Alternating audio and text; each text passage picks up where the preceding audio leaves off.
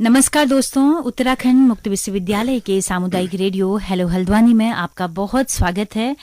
दोस्तों, अंतर्राष्ट्रीय महिला सप्ताह हम मना रहे हैं और वुमेन इन लीडरशिप इस बार की महिला दिवस की थीम है, तो उसके इर्द गिर्द हम अपनी चर्चा को समेटेंगे।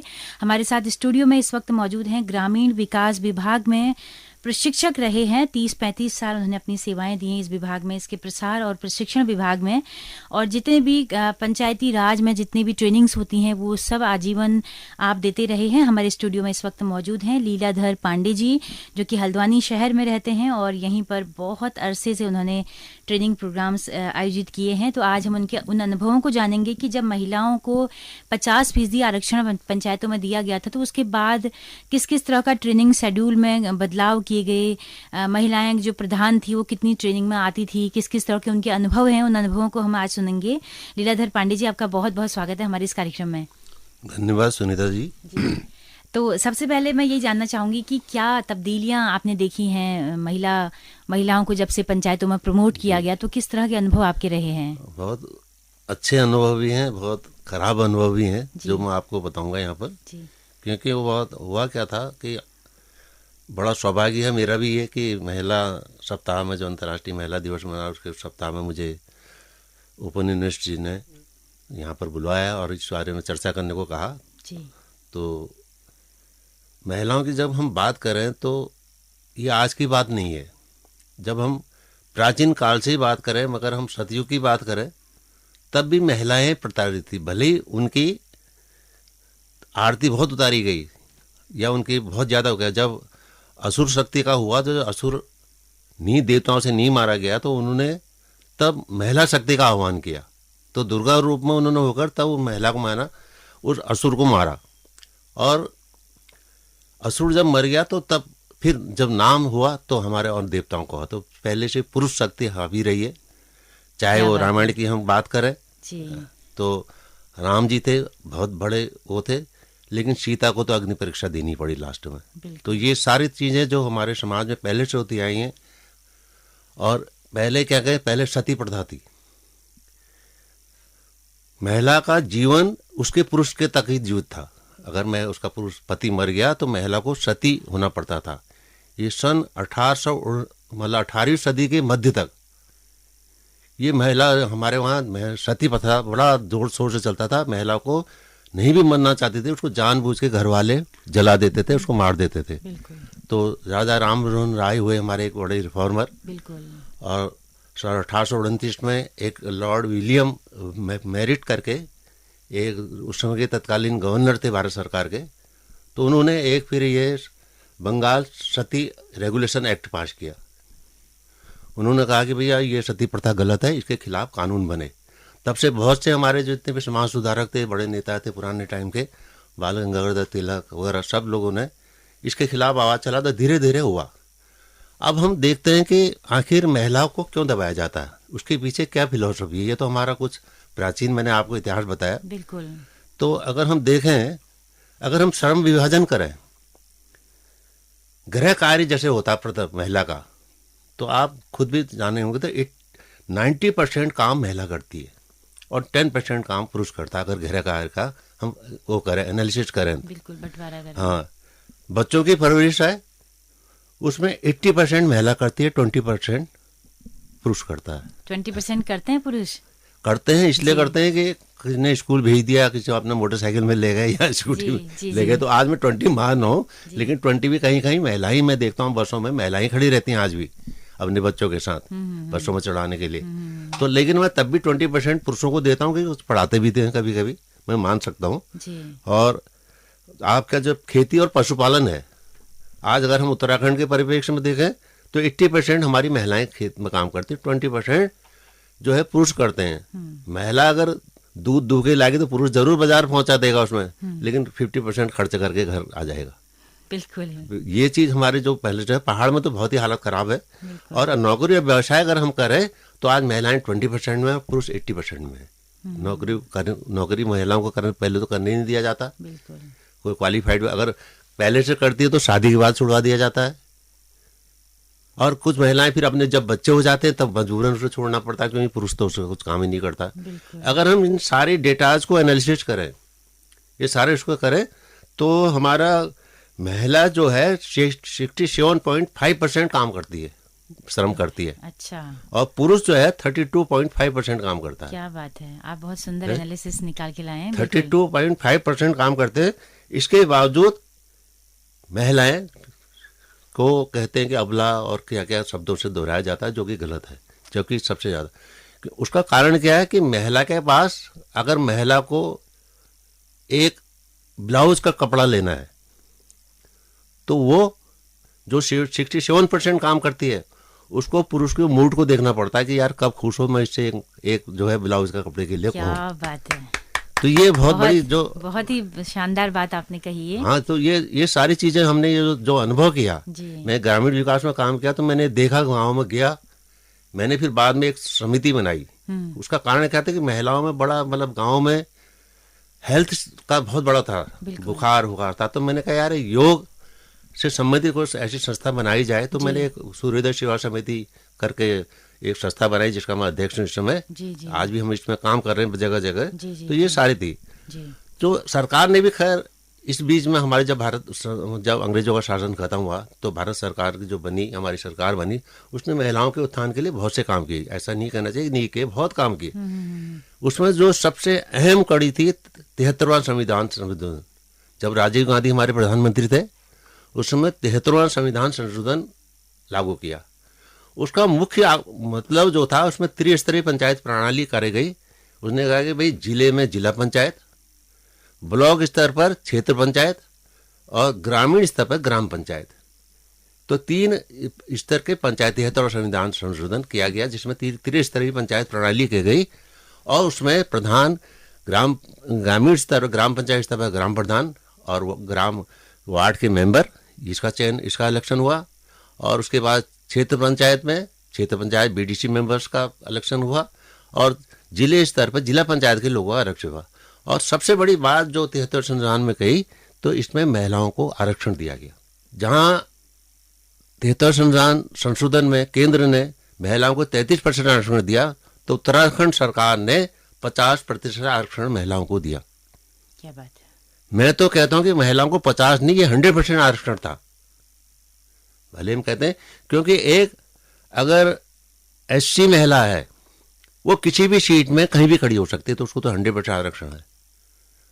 आज अन्य जाति वालों को तो डर है कि आज आज हम महिला यहाँ पर आरक्षण नहीं है, पुरुष है माना या सामान्य है तो वो कोई भी उसमें पुरुष खड़ा हो सकता है लेकिन उसमें महिला भी खड़ी हो सकती है। तो आरक्षण 50 भले ही महिला को ले गया लेकिन अक्सर देखा जाए तो महिलाओं को 100% आरक्षण था। उसके बावजूद भी आज महिलाएं पंचायत का प्रतिनिधित्व अगर वास्तव में हम देखें, एक्चुअल देखें, जो हमने देखा फील्ड में जाके देखा तो उनका भागीदारी आज भी उतनी नहीं हुई जितनी होनी चाहिए थी। प्रयास बहुत किए गए लेकिन भागीदारी नहीं हुई। मैं अपनी बात बताता हूँ, एक बार का जो वाकया बताता हूँ आपको अपने उसका, कि हमने कोटाबाग में महिला प्रधानों का एक प्रशिक्षण रखा। भारत सरकार के नियम उसके अनुसार एक प्रशिक्षण कार्यक्रम आया था जिसमें कहा गया था कि महिला प्रधानों को आप प्रशिक्षण दें पंचायती राज के बारे में। तो हमने कोटाबाग ब्लॉक में महिला प्रशिक्षण के लिए रखा। तो उस समय क्या था कि केवल ग्राम प्रधान के ही नंबर या पते हमारे पास रहते थे। तो हमने क्या करा, उसमें क्या था कि हमने कहा ग्राम प्रधान और प्लस उनके वार्ड मेंबर्स का इनका प्रशिक्षण रखा था, केवल महिलाओं के लिए, महिला प्रशिक्षण था वो। तो हमने ग्राम प्रधान जो महिलाएं थी उनको हमने फोन करा, उनके यहाँ लेटर भी भेजे, अन्य ब्लॉक के माध्यम से सूचना भिजवाई कि भैया फला तारीख को कोटाबाग के फला जगह पर ये ट्रेनिंग है 3 दिन की जिसमें महिलाएं आएंगी सब। तो हमने जो लेटर भिजवाया तो हमने जिस डेट पर हमने प्रशिक्षण शुरू किया था उस दिन हम उस स्थल पर गए तो हमने देखा कि वहां पर तो 1-2 महिलाओं को अलावा बाकी 30, 40, 50 पुरुष खड़े थे। अच्छा। तो हमने सोचा कि हमारे तरफ से कोई सूचना देने में तो गलती नहीं होगी, हम तो महिला को बुलाया था, ये तो सारे पुरुष दिख रहे हैं यहाँ पर। हाँ। तो खैर ठीक था, हमारे जो और साथ थे हमारे, तो उन्होंने कहा भाई रजिस्टर निकालो, इनका रजिस्ट्रेशन शुरू करो। तो एक आया तो पुरुष, हमने कहा भाई आप, कहने लगा प्रधान फला गाँव। हमने कहा हमने तो महिला प्रधान को बुलाया था। कह रहा कोई बात नहीं, मैं ही हूँ। हमने कहा आप तो नहीं है, तो महिला था। कह रहा मेरी पत्नी है। तो हमने कहा भाई आपके लिए तो अलाउड नहीं है। तो उसके बाद 2 आई थी महिलाएं, उनके साथ उनके पति भी आए थे, वो वास्तव में प्रधान थे, उनके साथ उनके पति भी आए थे, उनका हमने रजिस्ट्रेशन किया। तो हमने कहा भैया ये इसमें 2 आदमी तो रजिस्ट्रेशन नहीं हो पाएगा, ये क्लेम नहीं हो पाएगा, हम दोबारा करेंगे और पोस्टपोन कर दिया। हाँ, तो हमने कहा या तो आप बुलाइए, अभी हम रुके हैं शाम 5 बजे तक। तो लोगों ने, किसी ने फोन करा, मुश्किल से मतलब 30% महिला प्रधान उसमें आ गई। हमने ट्रेनिंग को हमने कहा चलो अब पहला है, खत्म नहीं करते, इसको शुरू करते हैं। किस सन की बात होगी ये सन होगी मेरे ख्याल से 90 के करीब होगी। अच्छा। तो अब वो महिलाएं जो आई तो बड़ी दुबकी, उनको कोई मतलब नहीं, उनको ये पता नहीं कि मैं प्रधान हूँ क्या हूँ, और मुझे उनको कोई चीज़ नहीं पता थी। उनको एक ही पता था कि उनका जो सारा काम जो था उनके पुरुष करते थे। हुआ क्या कि आज तक जो पुरुष वहाँ पर प्रधान होता था, जब आरक्षण हुआ 73 संविधान में ये सहूलियतें दी गई, तो पुरुष ने सोचा कि अब तो मैं तो यहाँ से खड़ा नहीं हो सकता, तो उसने अपने चारों तरफ नजर दौड़ाई। तो पहले उसने अपनी बीवी को देखा, अपनी पत्नी को देखा, शायद इसको कर दूं। अगर उसने सोचा कि यार पत्नी नहीं कर सकती, कुछ कर सकती, फिर उसने अपने परिवार का किसी और को देखा, तो उसी को टिकट लड़ाया, तो वो जीत गई, महिला प्रधान है। तो ऐसे लोग आए। तो उस समय एक कॉन्सेप्ट आया था पति प्रधान। तो हम उनको लोगों को जो ऐसे नाम ही पड़ गया था पति प्रधान बड़ा फेमस हो गया था। जगह जगह वो कहते थे पति प्रधान करके आगे करके ना। फिर हमने स्ट्रिक्टली निर्देश दिलवाए शासन के स्तर से कि भैया आप कोई इसमें नहीं आएगा, पति प्रधान नहीं आएंगे, पति प्रधान इसमें नहीं आएगा। जो भी हमारा करेंगे उसमें कोई भी आएंगे तो पति एक्चुअल प्रधान आएंगे, न कि और। तो इस ढंग से जो होगा धीरे धीरे खैर भागीदारी बढ़ी। आज काफी अच्छी भागीदारी है। जब उसके बाद में आफ्टर रिटायरमेंट भी मैं इस विकास उसमें लगा रहा, ट्रेनिंग प्रोग्राम में लगा रहा, इसलिए मुझे पूरा अनुभव है इसका। आज भी मैं पिछले साल तक भी इसमें बहुत काम कर रहा। काफ़ी जगह मैं ट्रेनिंग इसमें दी, चाहे उधम सिंह नगर में दी, नैनीताल जनपद में बहुत सी जगह ट्रेनिंग दी मैंने। तो मैंने देखा कि अब महिलाओं में थोड़ा रुझान बढ़ा है। लेकिन आज की डेट में भी भले ही वो ट्रेनिंग में आती हैं, लेकिन अगर उनको पंचायत संबंधी कोई काम पूछो तो उनको मुश्किल से 10% भी मालूम नहीं है। उनसे जहां दस्तखत करा जाता, दस्तखत किया वो कर देती है। तो ये तो गवर्नमेंट ने किया, लेकिन उनका इम्पैक्ट महिलाओं में उतना नहीं हुआ जितना होना चाहिए।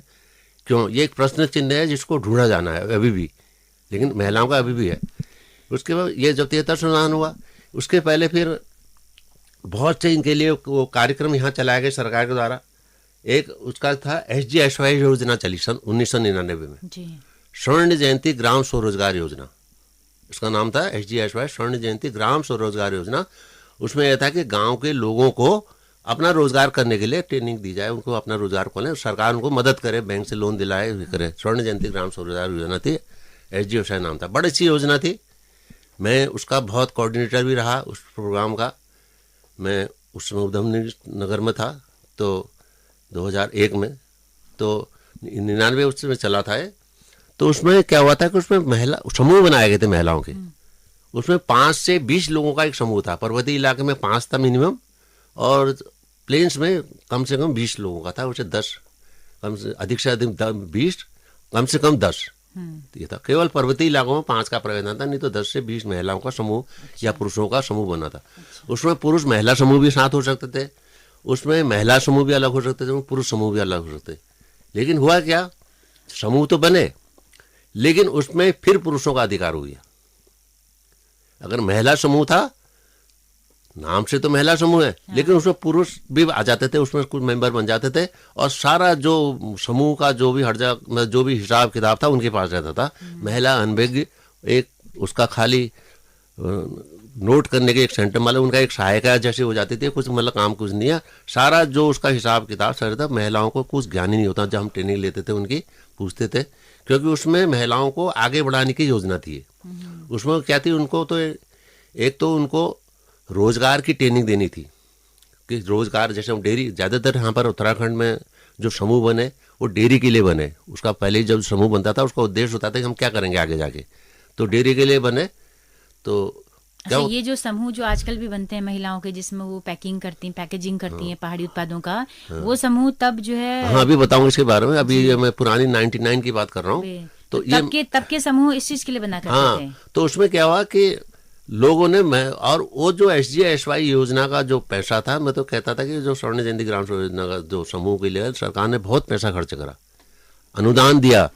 अगर उनको 2 लाख का लोन मिला तो 1 लाख अनुदान था उसमें, 2 लाख समूह को मिलता था, वो 1 लाख उसमें सरकार की तरफ से था, और क्या कहते ब्याज में उसको उनका अनुदान था सरकार की तरफ से। तो ये सारी जो बातें हुई थी, लेकिन उसका कोई फायदा नहीं हो। लास्ट में क्या हुआ कि सरकार का बहुत सा पैसा जो है इसमें डूब गया और कोई उस योजना का फायदा नहीं है। महिलाओं का उसमें कोई ज़्यादा मतलब नहीं हुआ, तो महिलाएं अपनी जगह रही और सरकार का पैसा गया, तो इसको ख़त्म कर दिया गया। फिर 2005 में एक दूसरी योजना आई थी जिसके कहते हैं ग्रामीण राष्ट्रीय ग्रामीण आजीविका मिशन, NRLM अंग्रेजी में नाम था, राष्ट्रीय ग्रामीण आजीविका मिशन। इसको लागू किया गया। इसमें SGSY योजना को खत्म कर दिया है। एक नए कबर से, एक नए नाम से एक नई योजनाएं ले आए, क्योंकि गवर्नमेंट के पास जो गरीबी उन्मूलन के जो बजट होता है उसके लिए प्रोग्राम चलाने पड़ते हैं। लेकिन इसमें क्या करा, आजीविका मिशन में उन्होंने एक चीज़ जो पुरानी कमियां थी वो दूर करी। इसमें उनका केवल महिला समूह बनेंगे। आज जो आप देख रहे हैं गांव में, जो आप अभी आपने मेरे से बात करी, ये NRLM की तरफ है, ग्रामीण आजीविका मिशन। तो इसमें क्या, तो अब इसमें उन्होंने जो है इनको बहुत अच्छा, मतलब जितना पैसा चाहिए, पहले तो ऐसा था SGSY योजना में लिमिटेड पैसा मिलता था, एक प्रोग्राम एक उद्योग के लिए एक ही बार पैसा मिलता था। लेकिन अब जो आजीविका मिशन है, इसमें आप जो है, माना आज आप डेयरी खोलते हैं, 4 गाय खरीदते हैं, तो उसके लिए जितना एस्टिमेट बनेगा, जो बजट उसका बनेगा, वो पैसा आपको दिया जाएगा। ब्याज में आपको कटौती दी जाएगी और उसका पूरा पैसा दिया जाएगा। पहले उतना नहीं दिया जाता था, जिसमें इसमें पूरा प्रोजेक्ट विशेष है, जितना प्रोजेक्ट बने उतना पैसा मिलेगा।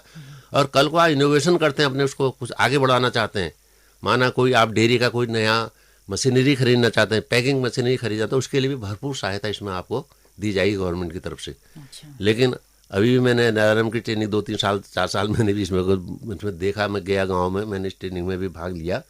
तो हुआ क्या कि अभी भी महिलाओं में वही पुरुष, भले ही वो किसी रूप में है, लेकिन आधिपत्य जो है उसमें पुरुषों का है। तो सरकार को भी देखना है। और मैं कहता हूँ कि जो हमारी जो पंचायत प्रतिनिधि हैं, जो गांव के प्रधान हैं, उनको भी मेरा मैसेज है कि भाई वो भी अपने गांव, क्योंकि प्रधान को इसका वो बनाया गया संरक्षक NRLM योजना को, लेकिन प्रधान लोग अभी उतना नहीं देख रहे हैं। तो इसका पूरा जो इसमें योजना जो है अगर संचालित करनी है तो इसको देना, ये बहुत अच्छी योजना है सरकार की, आगे जाके इसमें बहुत कुछ हो सकती है।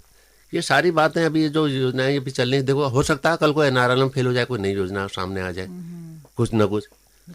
तो ये सारी चीज़ें हमारे हमने देखा, जब हम शुरू में नौकरी आया तो ऐसी बहुत सी योजनाएं उस समय भी गरीब उन्मूलन की थी, है नहीं, नाम बदल के योजनाएं बदल जाती हैं, लेकिन उसका जो सरकार ने महिलाओं के लिए बहुत काम किया, बहुत कुछ किया।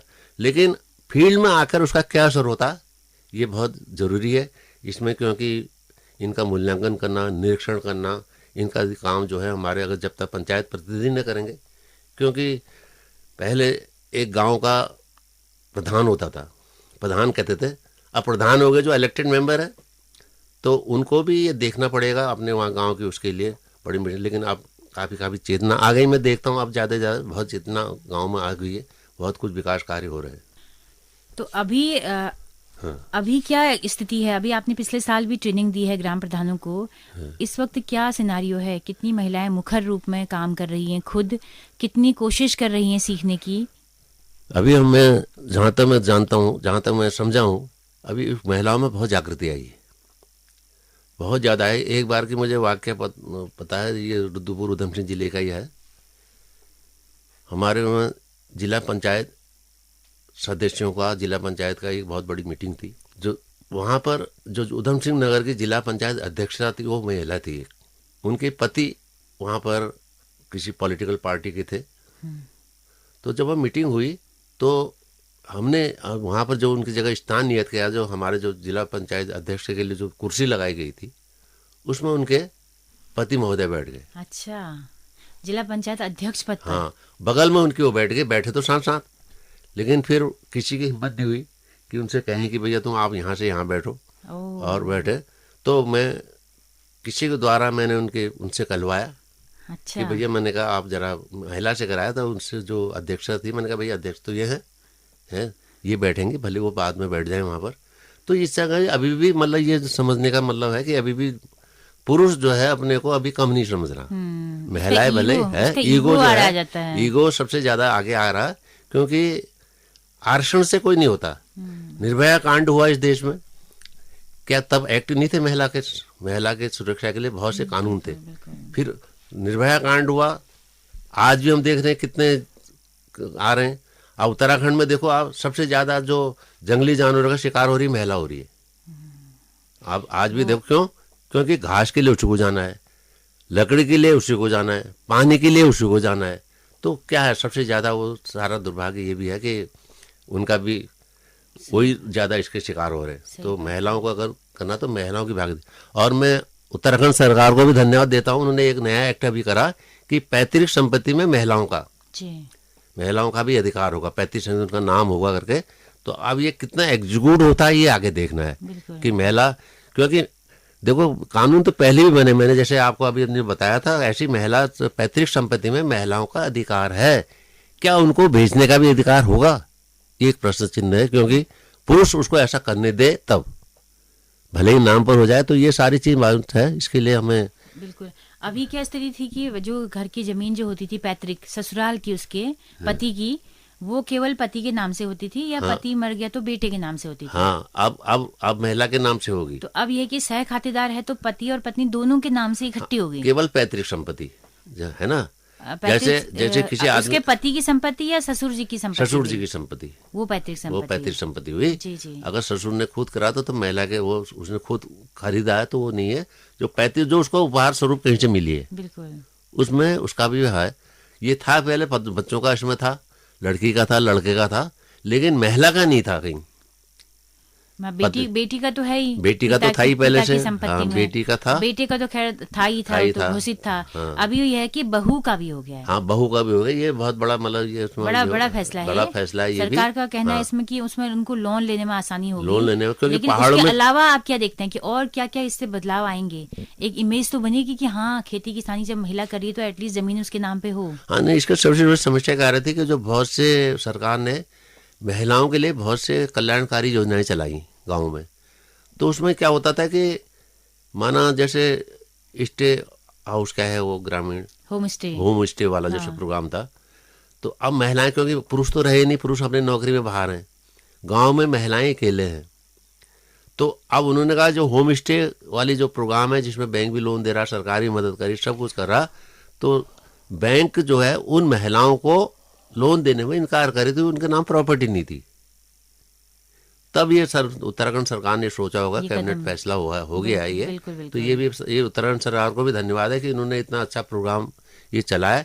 लेकिन इसको एग्जीक्यूट करने की भी अब जो जिम्मेदारी वो भी सरकार की है, या इसमें इम्प्लीमेंट करें ताकि लोगों को कुछ हो सके। हो सकता है कि इसमें भी उनको अंदर खाने धमका दिया जाए, तुम नहीं करो, ऐसा नहीं कर सकते, तुम लोन नहीं ले सकते हो, तुम 10 का जमीन गिरवी नहीं रख सकते हो। ये बातें भी अभी हो सकती हैं। जी। तो इसके लिए क्या आशंकाएं आपको लग रही है कि इसमें क्या क्या हो सकता है? हो सकता है कल को हो सकता है आदमी कह दे कि भैया तुम कोई गिरवी, कोई लोन वोन मत लो, तुम्हारे बस का नहीं है। इस तरह के जो आजकल ईगो पुरुष का है ना, बिल्कुल इसको होगा सकता। अच्छा, एक तो ये लोन लेने के लिहाज से आपने कहा कि फैसला लिया गया, इसके अलावा इसके और सामाजिक क्या परिणाम इसके सामने आएंगे?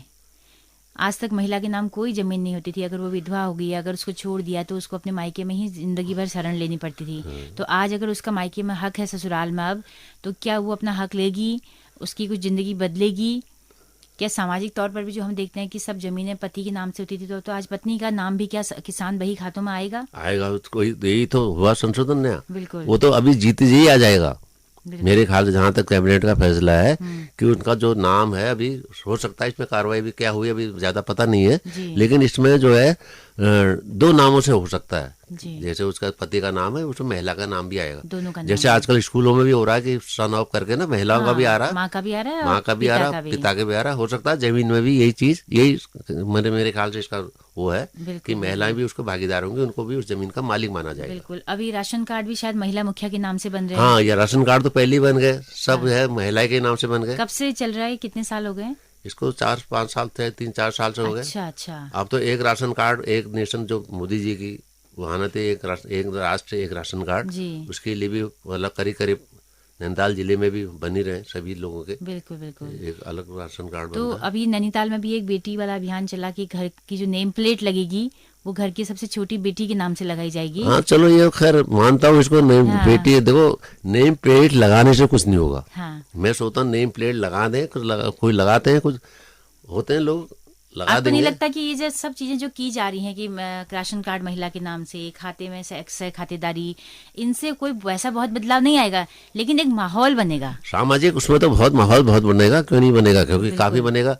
क्योंकि कब तक महिलाएं हो रही घर की नेम प्लेट महिला के नाम से होना बहुत बड़ी बात है वैसे देखें तो। अभी तो आपने देखा होगा कि उत्तराखंड में पुलिस में ऐसे कमांडो दस्ता, एक अभी अखबार में आपने देखा होगा कि पहला कमांडो दस्ता जो है महिलाओं का हुआ, तो ये बहुत बड़ी उपलब्धि है। बिल्कुल। इसमें महिलाएं अब तो कहाँ जा रही हैं महिलाएं, है नहीं, सेना में उनको ले लिया गया।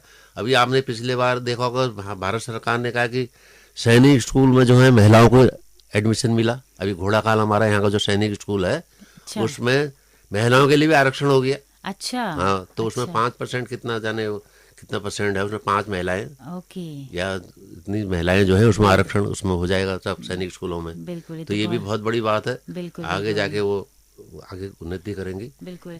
पांडे जी, मैं ये बात ये जानना चाहती हूँ कि आपको क्या लगता है कि महिलाएं जो लीडरशिप में मुखर होकर नहीं आ पाती, उसके रीजंस आपने बता तो दिए कि गाँव का काम, खेतों का काम, बच्चों का काम, सब उसके जिम्मे है। क्या करें कि वो सामने आए? किसको प्रयास करने की जरूरत है? सरकार तो कर ही रही है, हमें अपने अपने लेवल पर क्या प्रयास करने चाहिए? पति है, बच्चे हैं, मतलब आपको लगता है कि काम में हाथ बटाना चाहिए, बच्चों की परवरिश में हाथ बटाना चाहिए, तभी तो उसको घर से बाहर निकलने का मौका मिलेगा? देखो ये मेरे कहने से नहीं होगा। हाँ। मैं कह भी दूं, देखो ये चीज, ये सामाजिक चेतना जागृत करनी पड़ेगी। बिल्कुल। जब तक ऐसे हमें मैसेजेस, मतलब ऐसे ट्रेनिंग कैंप ऐसे करने पड़ेंगे जिसमें समझाया जाएगा उनको कि भैया महिलाएं सब कुछ नहीं है। आप प्लेन्स में जाओ, जब पति पत्नी दोनों काम करते हैं तो उनका आपस में एडजस्टमेंट होता है, दोनों आते हैं शाम को खाना बनाते हैं, वो करते हैं। बिल्कुल। लेकिन तब भी पुरुष सोचता है कि मैं कम काम करूं, ये करूं, लेकिन तब भी वो पढ़ रहे हैं, आपस में चल रहे हैं। लेकिन ये हमारे जो साधारण फैमिली, जो हमारी मध्यम वर्गीय जो परिवार है, उनका तो जरा घोर अंधेर है, ऐसा लगता है कई बार। बिल्कुल। एक बार ऐसा हुआ था कि बहुत पुरानी बात है कि हमारे जब चर्चा मंडल बनते थे, चर्चा मंडल क्या होते थे, ग्रामीण, उसमें चर्चा मंडल, पुरुष चर्चा मंडल, महिला चर्चा मंडल, उसकी 5-5 दिन की ट्रेनिंग भी होती थी। अच्छा। तो उनको उसमें ग्रामीण परिवेश की सारी खेती बाड़ी की ट्रेनिंग, जो नए खोज हो रहे हैं, नए बीज आ रहे हैं, खाद आ रहे हैं, उसके बारे में जानकारी, और उनका जो पशुपालन है उसके बारे में जानकारी, एक्सपर्ट्स में आते थे, डॉक्टर को ले जाते थे, वो सारे काम करते थे। उसमें होता था बड़े महिलाएं बड़े भाग, तो उसको हम एक महिला को उसका लीडर बनाए, संयोजिका कहते थे उसको। अच्छा। महिला संयोजिका, जो संयोजक होती थी। बिल्कुल। तो गर्म पानी खैरनामा हमारी एक संयोजिका थी। अच्छा। और बड़ी एक्टिव संयोजिका थी वो, बस मीटिंग में भी आती थी, बहुत उसमें आती थी वो। तो ऐसा हुआ कि हमने एक दिन उससे कहा कि भाई आप जो हैं इतने एक्टिव हैं, तो आपके आरक्षण हो गया महिलाओं के लिए, तो आपका पंचायत है, तो आप उसके लिए खड़े रहे, प्रधान के लिए खड़े हो। हाँ। तो हम तो कह के आ गए उससे, और वो तो वो खड़ी हो गई। हाँ। और भाग्य से वो जीत गई। हाँ। महिला प्रधान जीत गई। कुछ समय बाद जब हमें पता लगा वो जीत गई, तो हम बधाई देने उसके स्पेशली हम 2-4 लोग अपने संस्थान के वहाँ गए। उसके वहाँ पर खैरना के गर्म पानी के पास एक दुकान भी थी उनके पति की, उसके पीछे उनका रहने का मकान भी था। उनके पति देव मिले, हम उनको तो जानते नहीं थे ज़्यादा, तो वो मिले, हमने कहा प्रधान जी हैं यहाँ ना? हाँ भाई बताओ, मैं ही हूँ। उसने यही कहा कि मैं ही हूँ, आप बताइए। मैंने कहा नहीं ये तो, फिर हमें सोचा कि हमने गलत तो नहीं सुन लिया, महिला प्रधान वो बनी, हमने कहा गलत तो नहीं सुन लिया। हमने कहा फला उसका नाम लिया हमने, तो हमने कहा लीला नाम था उसका, मेरे नाम राशि थी। जी। तो हमने कहा लीला जी थी, वो प्रधान बनी है। कह रहा हाँ है, वो मेरी पत्नी है। हमने कहा वो कहाँ है? तो कहने वो घास लेने गई है। हाँ। तो उसने कहा कि वो घास लेने गई है, तो है ना। तो ऐसा था कि मतलब वो उनके लिए वो नहीं था, वो अपने को सारा काम जो है वो ही करते था। हाँ। प्रधान का, उन्होंने कहा प्रधान से कोई संबंधित काम है तो बताओ, हम कर देंगे। हमने कहा हमारा काम नहीं है वो। अच्छा, जो साइन होते थे, हस्ताक्षर होते थे, वो भी ना वो ही करते थे ना प्रधानपति? हाँ, नहीं, या महिला का अंगूठा लगाया जाता था? अंगूठा लगाया जाता था, करने की कोशिश कर रहे थे कुछ लोग, हमने उनको नहीं लगाने दिया कभी अपने उसमें, लेकिन बहुत से जगह ये काम भी हुआ। साइन कर देते होंगे, बहुत सी जगह हुआ। बहुत सी जगह क्या होता है, महिला के नाम होता है, खाली नाम होता है बस।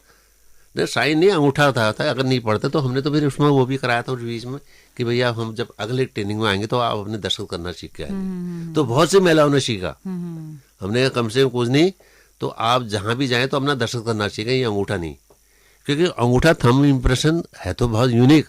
बिल्कुल। लेकिन अगर हम आप देखते होंगे अगर किसी भी कागज में जो अंगूठा लगाने वाला अगर ये लगा दे, इसको थोड़ा ये पंच कर दे तो फिर बेकार है वो। अच्छा। फिर वो मतलब वो इम्प्रेशन खत्म हो जाते हैं, है नहीं, क्योंकि यूनिक है ना ये, तो ये लगाया जाए। तो अक्सर आपने देखा होगा तो गवर्नमेंट उसमें जो है पुश कर देती है, यूं पुश करा यूं कर दिया तो वो खत्म हो गया, मतलब फिर वो फिर पहचाने किसके हैं क्या नहीं है करके। तो ये सारे भी थे, हमने कहा इसलिए आप दस्तखत चाहे टेढ़े मेढ़े करो, अच्छा, दस्तखत करना सीखो। अच्छा। और दूसरा हमने उनको एक नसीहत जो देते आ रहे हैं, अभी भी देते हैं, कि हम ये कहते हैं कि भैया किसी भी कागज में दस्तखत बिना पढ़े मत करो। बिल्कुल, क्या बात है। आप जैसे हम पेमेंट करते थे उनको ना, हाँ हाँ, जैसे ट्रेनिंग का उनका होता था कि 50 रुपए रोज या 100 रुपए रोज, 100 रुपए रोज आजकल जैसे उनको 3 दिन का 300 रुपए देना है। अच्छा। तो आते क्या होता तो लोग ऐसी दस्तखत आंख मूंद कर देते, आंख मूंद कर देते थे। तो हमने उनसे कहा कि अब जो है कि आप इसमें दस्तखत करिए और इसमें पढ़ो, ये लिखो क्या लिखा, आंख मूंद के। ये हमारी ट्रेनिंग में, ट्रेनिंग का भी एक पार्ट होता था, मेन पार्ट, ट्रेनिंग का पार्ट था। अब तो सरकार ने भी कर दिया कि अब आपके अकाउंट में जाएगा। अच्छा। अब सारा चीज आप जो है, जो भी मानदेय है चाहे उनका जो भी सारा पैसा है वो डायरेक्ट उनके अकाउंट नंबर देते हैं, अकाउंट नंबर से मांग सकते हैं। अच्छा, जब आप ग्राम प्रधानों को या क्षेत्र पंचायत सदस्यों को, जिला पंचायत सदस्यों को ट्रेनिंग देते थे, क्या बोलते हैं आप, क्या बताते हैं उनको? सबसे पहले उनको क्या संवैधानिक जानकारी आप देते हैं? उनको वित्त कमेटियों के बारे में क्या बताते हैं? सालाना जो बैठक होती है, क्या थोड़ा सा अगर आप शॉर्ट में बताना चाहें, किस तरह की ट्रेनिंग होती है? मेन हम जो उनको बताते हैं बैठक के बारे में बताते हैं, क्योंकि पंचायतों की जो आत्मा है वो बैठक है। बाकी काम तो सब होंगे जी, लेकिन बैठक क्या होता है, सरकार ने निर्धारित कर रखे बैठक। पहले ग्राम सभा की साल में क्या कहते हैं, एक साल में 2 बैठक होती थी, 2 खुली बैठक ग्राम सभा की। देखो फर्क है, ग्राम सभा और ग्राम पंचायत 2 शब्द आते हैं जी। लोग अक्सर में दोनों को एक ही समझते हैं जी, ग्राम सभा और ग्राम पंचायत जी। ग्राम सभा तो ये है कि जो गांव के सारे जो एडल्ट जो 18 साल जो वोटर हैं वो ग्राम सभा के सदस्य हैं। जैसे विधानसभा में एमएलए प्लस मुख्यमंत्री मंत्री सारे मिलाए विधानसभा के सदस्य हो गए। तो ग्राम सभा में जो सारे जो वोटर हैं और प्रधान उसमें सभी आ गए, ये सारे ग्राम सभा, इसको मिलकर ग्राम सभा बनती है। जो वार्ड मेंबर प्लस ग्राम पंचायत सभापति प्रधान, इसको हम कहते हैं ग्राम पंचायत। ये कैबिनेट हुई। ग्राम पंचायत में कौन कौन आ गए? जो इलेक्टेड मेंबर, हर वार्ड से एक वार्ड मेंबर चुना जाता है ना। हाँ, हाँ, हाँ। हर ग्राम पंचायत में वार्ड होते हैं। हाँ। किसमें कम से कम 5 मतलब 15 वार्ड, किसी में 7 वार्ड, किसी में 5 वार्ड, तो उतने ही वहां से वार्ड मेंबर होंगे। अच्छा, वो इलाका जनसंख्या के हिसाब से वार्ड बनते हैं ना। अच्छा, तो वो वो ग्राम पंचायत कहलाई। वो वार्ड मेंबर प्लस ग्राम प्रधान ये सारे मिलकर जो है ये ग्राम पंचायत हुई। ये कैबिनेट हुई, जैसे मंत्रिमंडल, जैसे विधानसभा मंत्रिमंडल है ना, और वहाँ वो ग्राम सभा वो अलग चीज, वो उसमें तो सारा। तो ग्राम सभा की बैठक में जो अपने टॉपिक में अपनी बात बता रहा हूँ, मैं सबसे ज्यादा जो कहता था कि ग्राम सभा की बैठक अनिवार्य है, ग्राम पंचायत की नहीं, ग्राम सभा। क्यों? कि ग्राम सभा की बैठक में जो निर्णय लिया जाएगा वो पारदर्शी होगा। क्योंकि उसमें अगर माना हम कोई गांव के, अब आजकल क्या है कि पहले क्या होता था, सारी योजनाएं ऊपर से बन के आती थी, नीचे को थोपी जाती थी। आज की डेट में उन्होंने कहा कि योजनाएं गांव स्तर से ऊपर को जाएंगी। पहले टॉप टू बॉटम होता था और बॉटम टू टॉप है। मतलब योजना यहाँ से बनेगी, गांव में गांव पंचायत ग्राम सभा अपनी योजना बनाएगी अपने भौगोलिक परिवेश, वहाँ पर क्या होना है, कहाँ पर टैंक बनना है, कहाँ पर घूल बननी है, कहाँ पर स्कूल बनना है, कहाँ पर प्राथमिक स्वास्थ्य केंद्र बनना है, कहाँ पर क्या चीज होनी है, कहाँ पर तालाब बनना है, ये सारी चीजें कौन करेगा? तो ग्राम सभा अपनी एक योजना बनाती है, ग्राम सभा की एक योजना बनती है, तो वो ग्राम सभा में पास होती है जी। अब इसमें एक बहुत बड़ा वो है, पंचायती राज एक्ट में ग्राम सभा की बैठक जैसे पहले था कि कम से कम 2 होनी चाहिए साल में, अब तो 4 कर दिए। अच्छा, है नहीं, 4 कर दिए ग्राम सभा की बैठक 4 होगी। है नहीं, तो अब ग्राम सभा की बैठक 4 उन्होंने कर दिए साल में होनी चाहिए। अब और उसका एक कोरम करा उन्होंने ग्राम सभा की बैठक का कि भैया 1/5 लोग ग्राम सभा की बैठक में आने चाहिए। कोरम तो आप जानते हैं हाँ, कि कोरम की मतलब इतने कम से कम, नहीं तो वो बैठक नहीं मानी जाएगी, निरस्त मानी जाएगी जी, निरस्त मानी जाएगी। 1/5। अब आप लगा लो अगर एक ग्राम सभा जो है उसमें 1000 वोटर का है, 1000 की संख्या है वहां पर, तो कम से कम ग्राम सभा की बैठक में 200 लोग तो आने चाहिए। लेकिन एक्चुअल आप देखें तो 200 नहीं होते, 10-12 होते हैं, 10-15 लोग आसपास के आ जाते हैं। वो ग्राम सभा की बैठक मान ली जाती है, उतनी मान ली जाती है। उसको क्या होता है जब बैठक हुई तो उसमें ये लिखा जाता है कि कोरम के अभाव में बैठक स्थगित की जाती है, खत्म कर दे। फिर 15 दिन बाद, कम से कम 15 दिन का उसमें विधान है कि एक दूसरी बैठक बुलाई जाती है। उसमें पंचायती राज एक्ट में यह है कि उसमें फिर कोरम के अभाव, कोरम की कोई जरूरत नहीं है।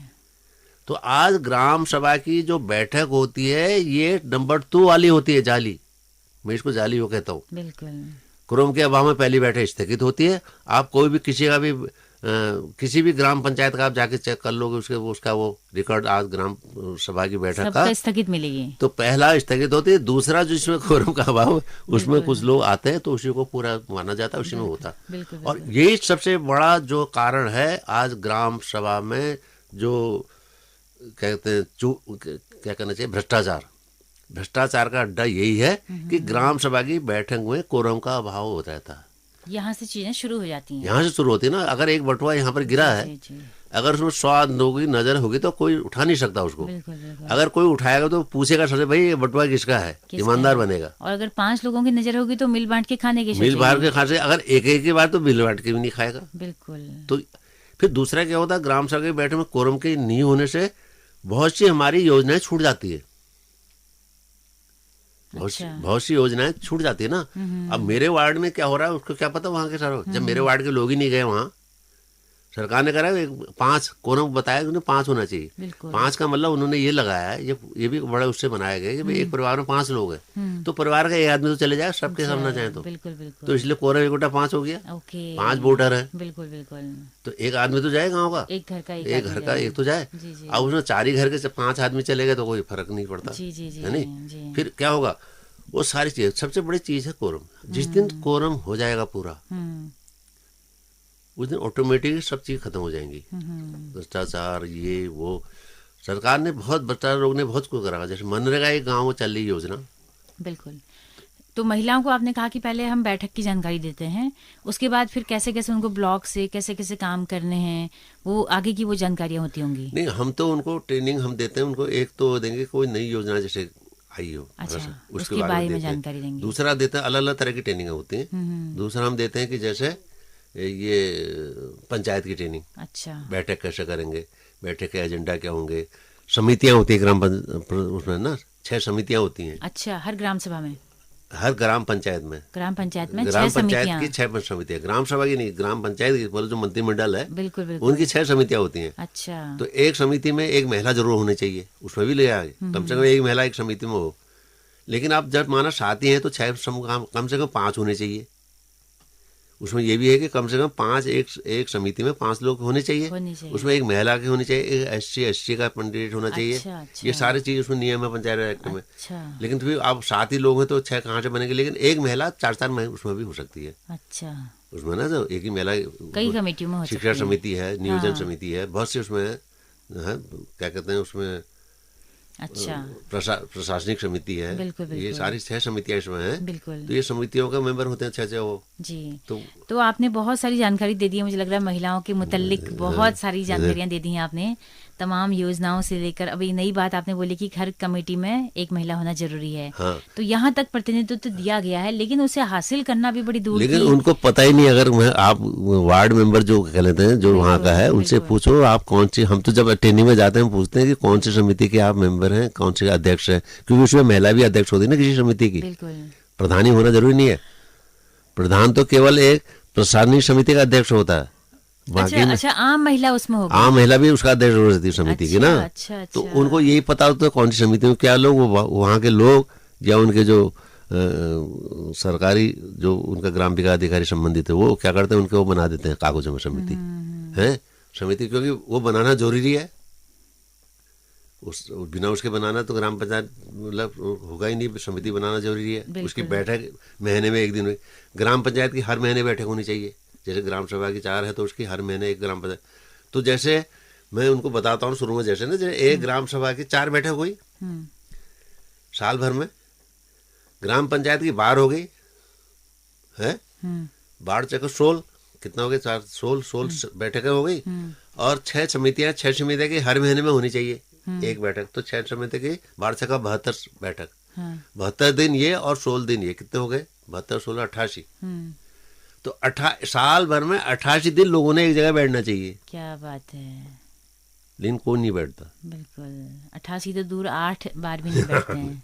ये कह रहा था 88 दिन, अगर 365 दिन में गांव के लोग एक जगह बैठे तो एक तो उनमें क्या होगा, भाईचारा बढ़ेगा, शांति मतलब होगा, एक दूसरे का दुख सुख पूछेंगे और उनको अपने गांव की सारी समझ। अब उनको पता ही नहीं था कौन योजना बननी, कौन इसको बना रहा है गांव में। अभी ये बहुत बड़ा टॉपिक है, मैं अभी इस बारे में कभी हम विस्तार से बात करेंगे। आज महिला मुद्दों पर स्पेसिफिक आपने किया, तो चलते चलते मैं चाहती हूँ कि एक संदेश आप दें तमाम हमारी महिला ग्राम प्रधानों के लिए, या जो नेतृत्व में जो महिलाएं हैं, लीडरशिप में, उनके लिए आपका क्या संदेश है? मेरा तो सभी से यही संदेश है कि भाई ये महिला अंतर्राष्ट्रीय महिला दिवस पर आप सबको बधाई, सब आप उन्नति करें। लेकिन मेरी महिलाओं से एक ही संदेश है कि भाई आप जो भी काम करते हैं आँख खोल के करें। चाहे आप सामाजिक कार्य में लगे, चाहे पंचायती कार्य में लगे, तो किसी जगह भी आप उसमें 100% भाग लीजिए। किसी दूसरे को मत छोड़िए अपना काम। अगर आपको बैठक में जाना है तो आप स्वयं जाइए। अगर आपको रजिस्टर मेंटेन करना, कागज मेंटेन करने, तो आप खुद करिए। क्योंकि इसमें क्या होता है कि इसके जिम्मेदार जो व्यक्ति होता है, चाहे वो महिला हो या पुरुष हो, अगर महिला है उसमें तो महिला ही उसके अपने समय के काम की वो होती है जिम्मेदार। तो आप उसको समझें और अधिक से अधिक उसको समझने की कोशिश करें। क्योंकि सरकार ने आपको एक स्वर्णिम अवसर दिया है, आपके लिए आरक्षण करा, तो उस आरक्षण का पूरा फायदा उठाएं, ताकि दोबारा आपको अगर जनरल सीट भी हो जाए तो आप दोबारा से फिर प्रधान बनने के लिए आप लोग जनता आपसे कहे। क्या बात है। तो ये बहुत बड़ी अचीवमेंट होगा कि जब आरक्षण न हो महिला का, तब महिला वहां से चुन के आए। तो मैं उस दिन समझता हूँ, उस दिन का इंतजार कर रहा हूँ कि बिना आरक्षण की महिला चुन के हमारे बन के आए, चाहे वो जिला पंचायत अध्यक्ष हो, चाहे वो क्षेत्र पंचायत अध्यक्ष हो, या बीडीसी मेंबर हो। जी। तो ये मेरा तो बहुत ही अच्छी सुंदर भावना के साथ आपने ये बहुत ही सुंदर हम सब के लिए मैसेज दिया है कि उस दिन मैं कहूंगा कि महिलाएं सशक्त हो गई हैं, जिस दिन आरक्षण की जरूरत ही नहीं पड़ेगी। स्वतः अंदर से, हमारे अंदर से निकलेगा। और बिल्कुल, तो पांडे जी बहुत बहुत शुक्रिया हमारे श्रोताओं के साथ में इतनी सारी अच्छी जानकारी साझा करने के लिए। धन्यवाद आपका भी, आपने मुझे मौका दिया यहाँ आने का, बहुत बहुत धन्यवाद आपका भी जी, खासकर ओपन यूनिवर्सिटी का जी। तो दोस्तों आप सबका भी बहुत बहुत शुक्रिया हमारे साथ इस कार्यक्रम में अंत तक बने रहने के लिए। दोस्तों अगर आप अपना फीडबैक हमें देना चाहते हैं कि हमारा कार्यक्रम आपको कैसा लगा, तो अपना फीडबैक हमें जरूर दीजिएगा। आपके फीडबैक से हमारा मनोबल बढ़ता है। हमारा यूट्यूब चैनल है हेलो हल्द्वानी नाम से, फेसबुक पेज है, आप अपना फीडबैक हमें जरूर दीजिएगा। तो इसी के साथ अपने रेडियो मित्र सुनीता भास्कर को दीजिए इजाजत। नमस्कार।